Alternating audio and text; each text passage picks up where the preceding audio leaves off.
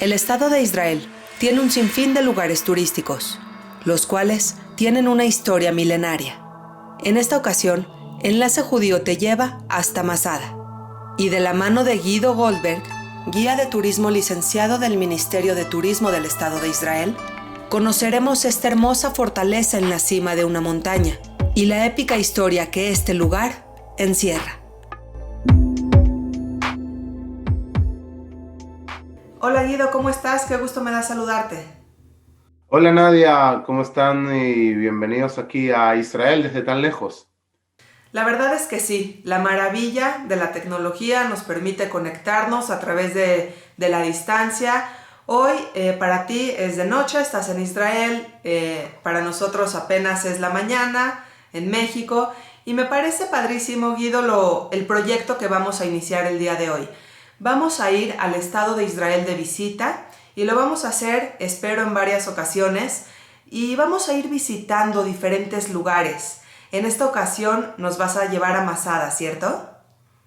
Wow, eso es increíble, tener la posibilidad desde el salón de tu casa o desde donde estés en la cama, te voy a decir, o donde sea, poder visitar los lugares más emblemáticos del Estado de Israel, los lugares más bonitos, más preciosos y con más significado histórico. Así que sí, hoy, desde el salón de tu casa o desde tu cama, vamos a visitar lo que es Masada, o como se dice en hebreo, Metzadá. La palabra Masada o Metzadá quiere decir fortaleza. Es porque ahí se encuentra una de las fortalezas más importantes, con un simbolismo enorme que tiene que ver con la historia del pueblo judío y con la historia de toda la humanidad. Padrísimo, Guido. Pues entonces vamos a la primer pregunta. No hablando de Masada, sino de términos generales, ¿hay algún mes más indicado, más apropiado para visitar el Estado de Israel? Mira, Nadia, y no hablando en Masada, sino hablando en Israel. Israel es un país que está abierto a recibir turismo todo el año. De hecho, en los últimos años hemos roto todos los récords de turismo que habíamos tenido en el Estado de Israel y lamentablemente durante el último 2020 volvimos a los números de hace 40 años atrás. Pero eso no tiene que ver con Israel y con el turismo. Es un destino que es único a nivel espiritual, es un destino que es único a nivel cultural y multicultural. Por lo tanto, no hay un año, no hay un mes específico en el que te digo, este mes vale la pena visita. Tenemos los meses de invierno que pueden ser más fríos, pero hay algunas personas que les encanta caminar por los desiertos, entonces son los meses para visitar las zonas montañosas de los desiertos. Y tenemos la gente que quiere venir en verano porque es cuando es vacaciones y entonces tenemos la posibilidad de visitar. Sí, en verano hace mucho calor, tú lo debes saber igual que yo. En verano tenemos un clima caluroso y en Tel Aviv o en Haifa o en los lugares costeros o en la ciudad de Tiberias, donde hay un poco más de agua, sí tenemos lugares con mucha humedad. Pero no hay un mes específico. Cuando tú decides, aquí te esperamos. Padrísimo, con gusto. Guido, háblame un poquito de grados centígrados, que es con lo que estamos familiarizados, porque la verdad es que el verano, decir calor, híjole, tendríamos que ser más específicos porque es un calor muy particular. ¿De cuántos Es grados que no quiero estamos asustar hablando? a nadie, me da un poco de miedo decir algo porque tengo miedo que se asusten. Pero estamos hablando de alrededor de unos, en invierno, o sea, ahora que estamos haciendo la entrevista, que estamos al día 10 de enero, hablamos de 15 grados, 10 grados y hasta puede llegar a nevar. El, esta misma fecha, hace 4 años atrás, tuvimos una nevada. Es decir, que las cosas varían, pero más o menos hablamos de unos 4 a 10 a 12 grados en el invierno. En las zonas nortes y las zonas más altas podemos llegar a hablar de 0 y llegar a -1 grado, que es donde nieva. Y en el verano podemos hablar desde los 30 grados, 35, 40, hasta 42 o 43 grados centígrados. Si de verdad queremos pensar en una época que es la más agradable, las épocas de intertemporada son las mejores. O sea, venir acá en la primavera y venir acá en el final del verano, principio del otoño, esos son los mejores climas porque es cuando el día es más largo y en realidad la temperatura no te sube tanto y no te baja tanto. Es bueno saberlo. Ahora sí ya vámonos al tema en particular de Masada. ¿Qué tiene este lugar? ¿Por qué es tan emblemático y cuál es su historia? Wow, Masada es un lugar mágico. Es un lugar mágico porque históricamente tiene una historia de heroísmo. Y a través de estas pequeñas historias heroicas, nosotros creamos mitos. Y el mito de Masada es uno de los mitos más importantes. Hasta el día de hoy, el ejército israelí tiene una ceremonia especial en la cual los soldados suben caminando Masada hasta lo que se llama o conquistar la montaña o morir. Obviamente ya nadie muere, pero de eso se trata. Se trata de una historia en la cual un grupo de judíos en la época de la revuelta en contra de los romanos se encuentran sitiados 100% en la montaña a través de un sitio gigantesco que van a hacer los romanos, uno de los cuales queda intacto. Las ruinas arqueológicas de aquel sitio hasta hoy en día están intactas, lo que quiere decir que es el sitio romano más completo que ha quedado, y por eso recibe el título de Patrimonio de la Humanidad por la UNESCO. Entonces los romanos sitian la montaña, los judíos que están arriba tienen comida, tienen agua, no les falta absolutamente nada. ¿Para qué? Para que los romanos, cuando lleguen a la montaña y la conquisten, no les quede otra que ver muertos. ¿Qué va a pasar? Los judíos que viven en la montaña, a través de su líder, Ben Yair se llama el líder, van a decidir suicidarse, van a decidir tomar esta decisión, valga la redundancia, de nosotros no queremos caer en manos de romanos, porque quedar en manos de romanos es que las mujeres sean violadas y que nuestros hijos sean esclavos y que nosotros seamos esclavos o gladiadores o vayamos a los circos romanos. Y ellos no quieren, dicen, nosotros somos esclavos de una sola persona.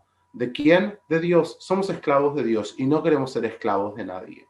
Y entonces, bajo esta consigna, vamos a morir antes de caer en manos del enemigo. Y se van a suicidar, se van a matar unos a los otros hasta que queden los últimos 10 y en un juego de fichas en el cual van a hacer un sorteo sacando nombres uno a uno, uno a uno.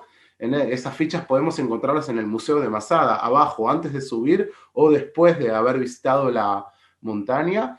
Van a sacar fichas uno a uno hasta que el último se suicide. Se van a matar unos a los otros y el último se suicide. Y cuando los romanos lleguen, van a entender que no conquistaron la montaña, porque ellos no tuvieron la posibilidad de conquistarlo, porque la montaña hubiese podido resistir mucho más tiempo, sino que la decisión es del pueblo que está arriba. Y eso es lo que es el mito, la decisión del pueblo de no caer esclavos de nadie y ser solamente esclavos de Dios, es decir, ser siervos de Dios.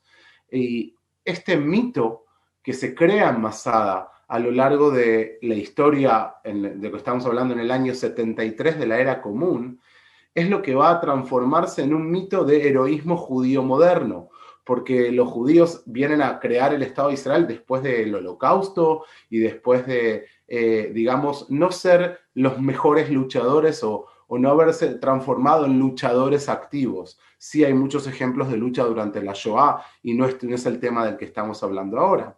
Pero ese pequeño punto de demostrar que a partir de este momento nosotros vamos a luchar en el Estado de Israel, lo vamos a recuperar de Masada y eso lo va a transformar en el mito del heroísmo judío antiguo y moderno. Wow, me parece que hablé demasiado. No, es maravillosa la historia, Guido. La verdad, es una historia llena de valor, bastante impresionante, y me surgen varias preguntas al respecto. Primero, ¿cómo es que esta historia no se perdió en el tiempo? ¿Quién la inmortalizó? ¿A quién le debemos el que haya llegado hasta nuestros días? Qué bueno que lo preguntas, porque esto se lo debemos a varias fuentes, pero principalmente al historiador judeo-romano, que se llama Flavio Josefo. En hebreo lo llamamos Yosef ben Matitiau, o en Flavio Josefo o Josephus Flavius, depende en qué idioma uno lo vaya mezclando. Él era un judío que comandó la revuelta judía en contra de los romanos en la Galilea. Y cuando los romanos conquistan el lugar que se llama Yosfat, el lugar donde él va a estar, él va a tener que tomar la misma decisión, si caer en manos romanas o suicidarse.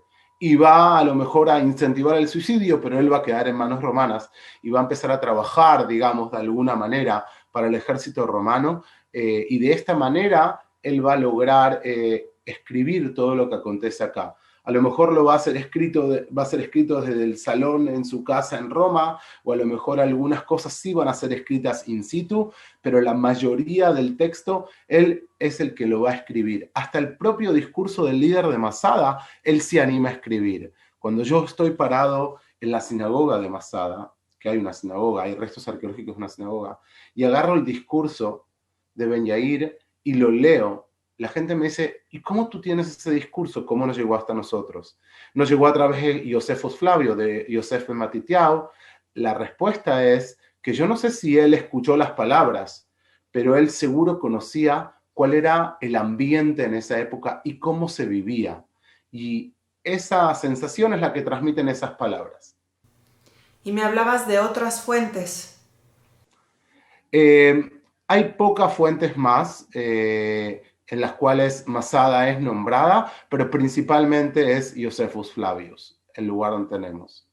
Que además es un historiador que debemos de tomar en cuenta porque muchas cosas de las que él escribió se han comprobado arqueológicamente, ¿cierto?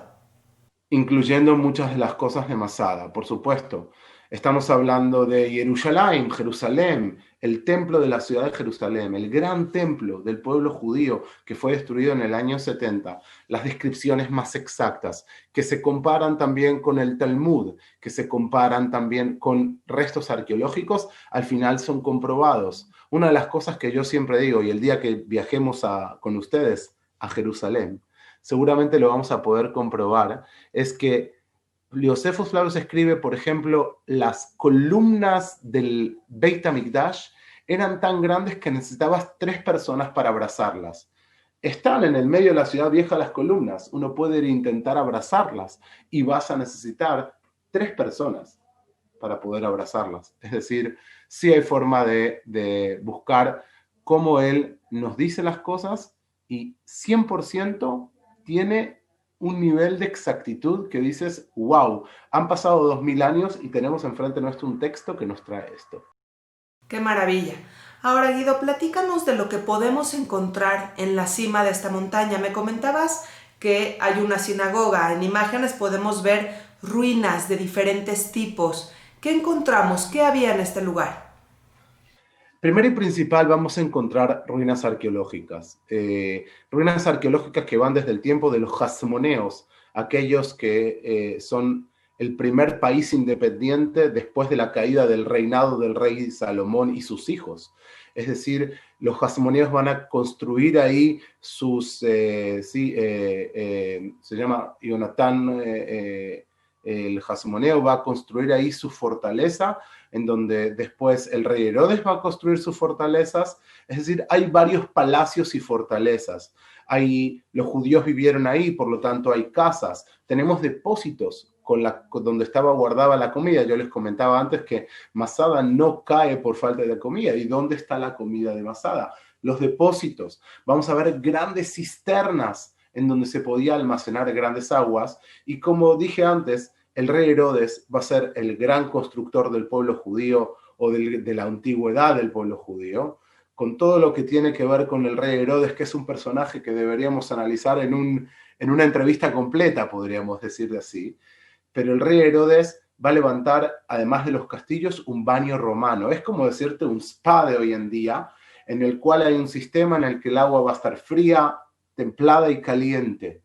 Es decir, que era digno de visita de los césares, de las alturas más elevadas, por así decirlo, de los gobiernos de Roma que podrían haber llegado a visitar. Herodes ahí iba a esconder a su madre, iba a esconder a sus hermanos. Cuando él sea perseguido también en un momento de la historia, estamos hablando del rey Herodes, estamos hablando del año -4, -3, alrededor de esos, desde el -60 hasta el -4, más o menos los años en que vivió, no específicamente en Masada, pero vivió el rey Herodes. Entonces podemos encontrar estas cosas y podemos encontrar iglesias bizantinas y podemos encontrar columbarios, criaderos de palomas. ¿Qué es lo que no hay en Masada? El sistema, una de las cosas más impresionantes, el sistema subterráneo para el agua, para que haya agua, porque el baño romano, el spa, necesita mucha agua, necesitas cantidades. Entonces, ingeniería a lo que se llama de tecnología de punta, pero de hace 2000 años atrás. Frescos en las paredes, dibujos en las paredes, wow. ¿Qué es lo que no? A lo largo de toda la visita en Masada vas a ver una raya negra que te va a ir acompañando.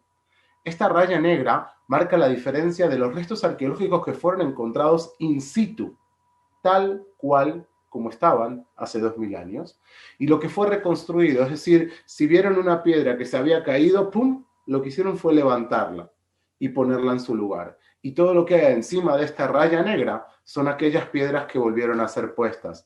Cuando Igael Yadin, ¿sí? Que fue comandante del ejército, llegó a Masada y decidió que era uno de sus grandes proyectos, o el más grande de sus proyectos a nivel arqueológico, uno de los primeros arqueólogos y padre de la arqueología aquí en el Estado de Israel.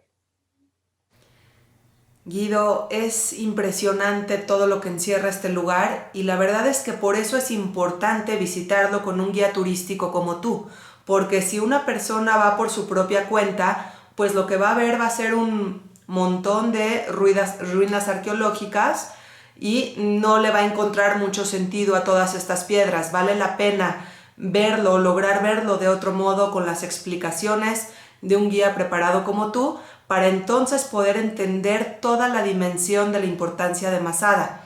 Dime algo, ¿cómo cuánto tiempo una persona debe de estar ahí ya cuando visita Masada? Mira, la pregunta es por dónde empiezo, porque cuando yo visité Masada por primera vez en mi vida, a lo mejor estuve ahí una hora, y con grupos de escuelas o niños no hacemos una visita muy larga porque se torna muy pesada. Hay mucha caminata, hay mucho terreno para caminar y además hay mucho para ver.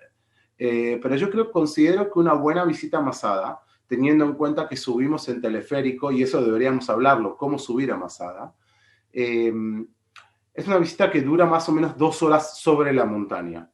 2 horas en la montaña y después bajar y subir, que son tiempos extras. En total, para poder tener una buena visita tranquila, 2 horas y media, 3 horas es lo que vamos a tardar en subir, bajar y visitar. Técnicamente, yo cuando visité o cuando estudié el lugar estuve un día entero en la montaña, desde que abre el parque hasta que cierra. El parque abre a las 8 de la mañana, cierra a las 4 o 5 de la tarde, dependiendo del horario, pero también Masada tiene una opción que es ir a ver el amanecer. Entonces uno puede llegar a Masada al amanecer. Eso es justamente lo que te iba a preguntar, si hay alguna hora en particular y por qué la razón de visitar Masada al amanecer. Mira, el paisaje del desierto de Judea, o sea, ¿qué puedo decir? Es mi país, es el lugar que yo amo y a mí me gusta, pero el paisaje del desierto de Judea es uno de los paisajes más bonitos que hay. Cuando sale el sol y uno mira el sol saliendo y reflejándose en el mar muerto, es algo completamente impresionante, a través de las montañas de Jordania y etcétera, etcétera. Por lo tanto, tiene eso especial. Masada se encuentra a 450 metros sobre el nivel del Mar Muerto, y el Mar Muerto se encuentra a 400 metros debajo del nivel del mar. Es decir, que en realidad Masada se encuentra alrededor de unos 50 a 70 metros sobre el nivel del mar, pero al estar en un agujero está más alto que todo el resto, y eso hace que tengamos una vista impresionante y podamos ver la salida del sol de una manera súper especial. Y es por eso que se acostumbra mucho subir a ver el amanecer. Y la otra razón es porque la mayoría de los meses de este país son de verano. Hablamos antes de cuándo visitar. Y Masada es uno de los lugares más calurosos. De hecho, si uno llega a Masada en un día caluroso, a las 10 de la mañana cerraron Masada y no puedes subir porque es peligroso para tu salud. Por lo tanto, extendemos las horas a las horas que es más fresco, que es las horas del amanecer. No te preocupes, subiendo a las 5 de la mañana igual vas a terminar sudada. Sin duda, claro que sí. Además, para las personas o turistas que son de la religión judía, pueden subir al amanecer, ponerse las filacterias o el tefilim arriba en la cima y sin duda esa es una experiencia muy especial, ¿correcto? Es verdad, yo estoy tratando de convencer a mi esposa que cuando llegue la ceremonia de los 13 años de mi hijo, que es cuando se ponen por primera vez los tefilín, las filacterias, lo hagamos en Masada, porque en Masada también hay rollos de la Torá actuales, ¿sí? Los que leemos, en los que se leen en las sinagogas. Y entonces uno puede festejar el Bar Mitzvah, la celebración de lo que se llama los 13 años y la llegada de la adultez al niño judío, también en Masada. Lo único que no sé es cómo va a subir mi suegro, pero bueno, ya lo vamos a arreglar. Hablando de eso, hay teleférico, ¿cierto?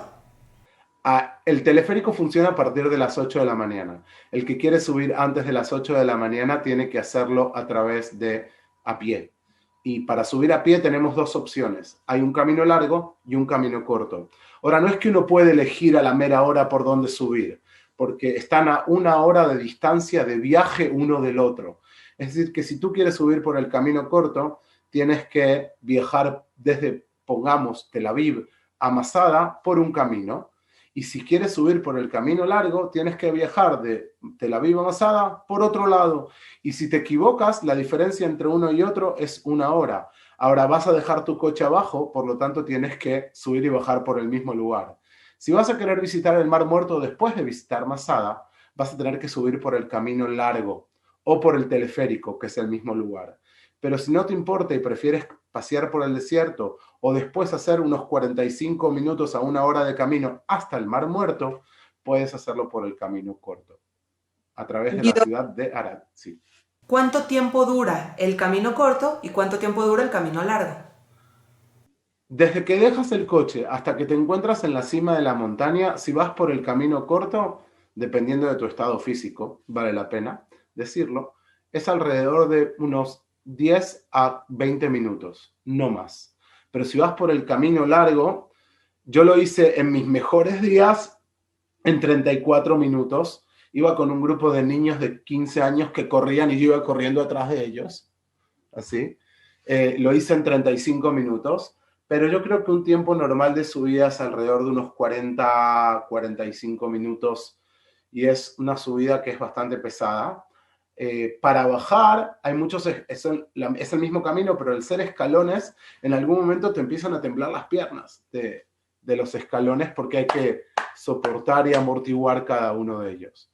No es grave y quien está en estado, la verdad que es una experiencia que vale la pena. Yo he subido con grupos que me dijeron, hey Guido, somos 10, 5 caminando, 5 por teleférico. Perfecto, no hay problema. Subieron, nos encontramos arriba, hicimos visita guiada. Los que llegaron conmigo por el teleférico pudieron ver cosas de Masada que a lo mejor no hubiesen visto, porque teníamos esos 20 o 30 minutos más que el resto y los aprovechamos para visitar zonas que generalmente no llego a visitar porque no me da el tiempo. Claro. Ahora, Guido, última pregunta. Importantes recomendaciones, bloqueador solar, sombrero, agua. Lo más importante en este país es desde el momento que se baja uno del avión es ponerse una gorra en la cabeza y llevarse consigo una botella de agua. Una botella de agua que no sea de medio litro porque el medio litro se acaba demasiado rápido. Bloqueador solar siempre y hasta hoy en día en verano hay quien usa mangas largas con camisetas de algodón o dry fit para el verano de manga larga para no quemarnos la piel. Esa es una muy buena recomendación, pero yo creo que el punto más importante, arriba en Masada hay donde cargar agua, donde rellenar el agua también, agua fría, congelada, pero el agua es lo más importante y cuidarse, por supuesto. Y planificar este viaje porque es un día que, tú me dices, ¿es un lugar que vale la pena visitar? No es un lugar que vale la pena visitar, es un must.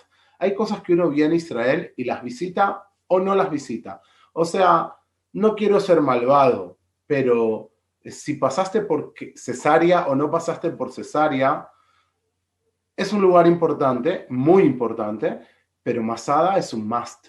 Es uno de los lugares que no te puedes perder. Pues gracias, Guido, gracias por llevarnos hasta Masada el día de hoy, a conocer, a darnos un poquito de recomendaciones para cuando podamos estar ahí personalmente.